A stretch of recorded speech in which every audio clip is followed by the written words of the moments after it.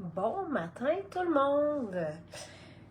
Je vous remercie encore une fois d'être ici avec moi en ce dimanche avant-midi. Il fait beau dehors, on n'a pas envie d'être assis devant son ordi ou de regarder son cellulaire. Je le comprends. Comme d'habitude, je vais essayer de faire ça vite. Par contre, aujourd'hui, c'est un petit peu plus technique. Donc, je vous avoue que je vais regarder mes notes souvent parce que aujourd'hui, on va parler de l'hydratation et l'importance de l'hydratation. Donc, oui, c'est un petit peu plus technique. Je veux être sûre de rien oublier puis d'être vrai dans ce que je dis. Donc, je vais consulter mes notes plus souvent. Pour ceux qui ne me connaissent pas, je m'appelle Caroline. J'ai 6 beaux enfants rendus adultes et adolescents qui ont passé par toutes sortes d'aventures, qu'on a vécu plein de beaux moments et que j'adore. Je suis également une conjointe amoureuse et attentionnée. Et par-dessus tout, je suis une femme d'affaires complètement dévouée à sa clientèle. Donc, bon matin tout le monde! Donc, comme je disais, aujourd'hui, je vais parler de l'hydratation, de l'importance de l'hydratation pour votre santé, votre bien-être. Pensez peut-être que l'hydratation, c'est juste boire de l'eau. Oui, c'est boire, mais c'est encore plus que ça. Je vais vous montrer aussi pourquoi l'hydratation est cruciale, comment est-ce qu'elle affecte votre corps, puis comment vous pouvez l'améliorer au quotidien. Alors, allons-y dans le vif du sujet. Pourquoi l'hydratation est essentielle? Alors, on va commencer par la base, là. L'hydratation permet de réguler la température corporelle. Ce que je veux dire, c'est que quand on fait de l'exercice ou quand il fait très chaud, on sue. Hein? Les glandes sudoripaires travaillent et font sortir de l'eau, la sueur, qui permet de faire descendre la température corporelle du corps. Donc, cette évaporation-là sur la peau, c'est super important, mais ça utilise beaucoup d'eau, ce processus-là.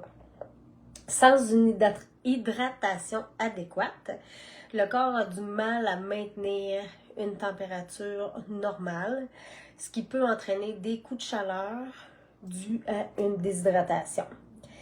L'impact de la déshydratation sur la régulation thermique, ça peut altérer la capacité du corps à transpirer et à réguler sa température, augmentant ainsi le risque de surchauffe, donc un coup de chaleur. C'est aussi, l'hydratation est aussi essentielle pour la santé des organes. Désolée. Pour le fonctionnement des reins. Les reins filtrent environ 180 litres de sang par jour pour éliminer les déchets et les excès de liquide sous forme d'urine. Donc, une hydratation, Seigneur, j'ai de la misère à dire ça, hydratation. Une hydratation adéquate est essentielle pour faciliter le processus aidant à prévenir les infections urinaires ainsi que les calculs rénaux. C'est aussi bon pour le foie. Le foie, il joue un rôle crucial dans la détoxification, le métabolisme des graisses, puis la production de protéines vitales. Donc, l'eau est nécessaire pour la circulation du sang qui transporte les toxines vers le foie pour être éliminées. Une déshydratation peut ralentir ce processus puis causer une accumulation de toxines dans le sang. C'est aussi bon pour le cerveau d'être bien hydraté parce que le cerveau est composé de 73% d'eau.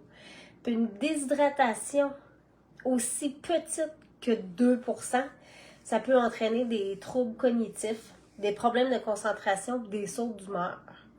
Fait que c'est fou comment que l'hydratation peut jouer sur une personne. Hein? Le cerveau nécessite une hydratation constante pour fonctionner efficacement. L'énergie puis la concentration aussi dépendent de l'hydratation. Hein? des effets de la déshydratation sur l'énergie. Ça facilite le transport des nutriments dans les cellules pour l'élimination des déchets. En état de déshydratation, le volume sanguin il diminue, les nutriments sont moins efficaces, ce qui peut entraîner une fatigue très rapidement. Tu sais, des fois, les gens qui disent qu'ils sont très fatigués, là, ça peut juste dépendre de leur taux d'hydratation. C'est aussi bénin que ça. L'impact sur les performances cognitives. Il y a des études qui montrent que la déshydratation peut altérer les fonctions exécutives du cerveau, telles que la mémoire à court terme, la vigilance, la capacité à résoudre des problèmes. Quand je vous dis que vous avez l'impression d'avoir le cerveau dans le jello, là, que vous ne trouvez pas la solution à quelque chose, puis que ça serait très facile, ça peut juste dépendre de l'hydratation. Il est crucial de rester hydraté. C'est aussi bon pour la peau puis l'apparence de la peau. Hein? On le sait que l'hydratation dans la santé de la peau, ça l'aide à maintenir l'élasticité de la peau, à réduire l'apparition des rides, puis à donner un aspect plus éclatant à notre peau. La déshydratation peut entraîner en soi de la peau sèche, de la peau terne, puis un vieillissement prématuré. La production de sébum aussi, tu sais, chez nos ados, des fois, il y a une surproduction de sébum, des boutons, mais une bonne hydratation, ça peut aider à réguler la production de sébum, ce qui peut prévenir les éruptions cutanées. L'eau aide à évacuer les toxines qui pourraient provoquer des inflammations de la peau. Comment rester bien hydraté? Il y a la règle d'or des 8 verres d'eau par jour, qui est une recommandation générale, mais ça peut varier d'une personne à l'autre. Hein? Quelqu'un qui s'entraîne beaucoup ou qui est dans une région où ce qui fait plus chaud va assurément avoir besoin de plus d'eau que quelqu'un qui vit dans un climat nordique, mettons. Il y a une autre méthode qui peut servir pour savoir quelle quantité d'eau boire. C'est la règle du 30 ml d'eau par kilogramme par jour. Si je me prends comme exemple, je pèse 57 kg, donc fois 30 ml, je devrais boire 1,7 litre d'eau par jour, donc 7 verres de 250 ml au minimum. Si je m'en tiens à ça, je devrais garder quand même un bon taux d'hydratation. Donc, je vous le répète, c'est 30 ml d'eau par kilogramme par jour. Il faut prendre aussi en compte les femmes enceintes ou qui allaitent, qui ont besoin de plus d'eau, les gens malades ou qui prennent des médicaments diurétiques, comme moi. Je sais que moi, quand je prends ça, j'urine beaucoup, donc j'ai soif. J'ai soif tout le temps. Ouais. On peut varier aussi nos sources d'hydratation. Hein. C'est pas juste l'eau qui nous garde hydratés, là. Des infusions sans sucre, hein? On peut se prendre, ça peut être chaud, ça peut être froid, ces infusions-là, des tisanes, les soupes, bonne soupe aux légumes, là, ça rentre aussi là-dedans. Là. Il y a les Mytoplex, qui sont des hydratants. Il y a les nattes, évidemment, qui sont une bonne alternative. Ça nous fait boire de l'eau. On mélange notre natte dans notre bouteille d'eau. Moi, elle a 600 ml ma bouteille d'eau. Fait que je sais que le matin, j'ai déjà 600 ml de bu. Ben, les nattes, en plus d'offrir l'hydratation, ça a un soutien énergétique. Hein. Je trouve ça vraiment incroyable, l'énergie que ça donne pour une journée complète. Là. Ça l'aide à la clarté mentale. Le fait d'être hydraté avec les nattes en plus, clarté mentale est décuplée, là, c'est incroyable. Ça l'aide pour le sommeil, des meilleures nuits de sommeil. On se réveille reposé, donc on est bon pour toute notre journée.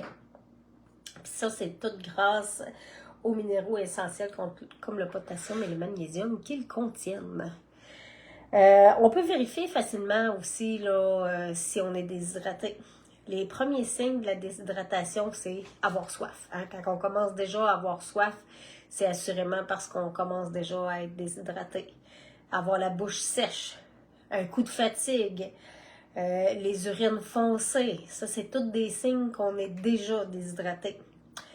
À un stade encore plus avancé que ça, ça peut entraîner des maux de tête fréquents, une peau sèche, des crampes musculaires, des problèmes de digestion, ça peut même être de la constipation. Quelqu'un qui est constipé souvent manque peut-être de liquide.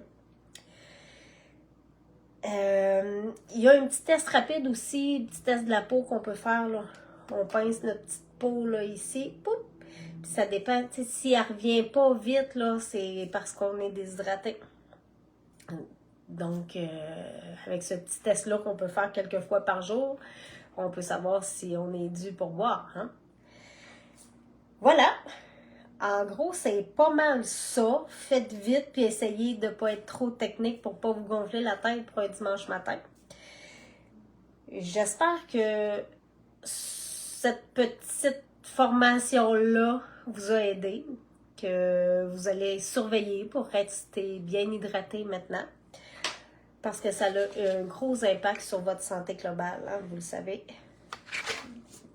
Bouteille d'eau, très très important. On se garde hydraté.